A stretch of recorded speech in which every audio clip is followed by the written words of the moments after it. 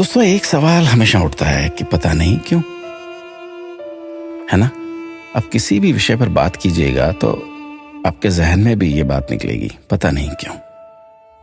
खाने को सादा दाल रोटी होती थी, लेकिन फिर भी किसी को खून की कमी नहीं होती थी, पता नहीं क्यों।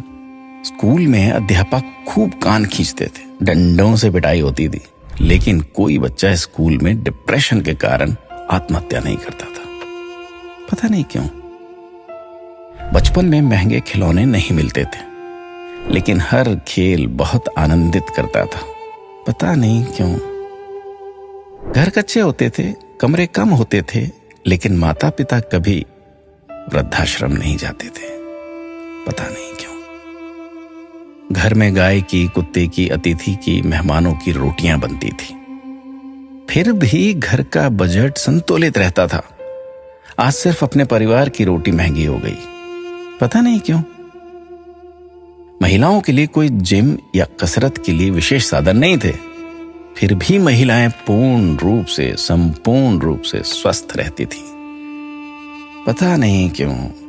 भाई भाई में, भाई बहनों में अनेक बार खूब झगड़ा होता था, आपस में कुटाई तक हो जाती थी, परंतु आपस में मन मुटाव कभी नहीं होता था, पता नहीं क्यों।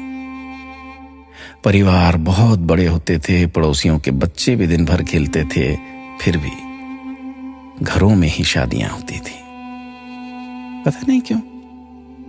माता पिता थोड़ी सी बात पर थप्पड़ मार देते थे, लेकिन उनका मान सम्मान कभी कम नहीं होता था, पता नहीं।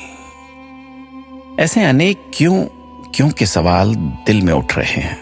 आप सभी तक इस क्यों को पहुंचाने की कोशिश कीजिए। शायद फिर से पहले जैसा सौहार्दपूर्ण वातावरण, आपसी प्रेम, एकता का माहौल बने। एक एक 11 होते हैं। अपना ख्याल रखिएगा।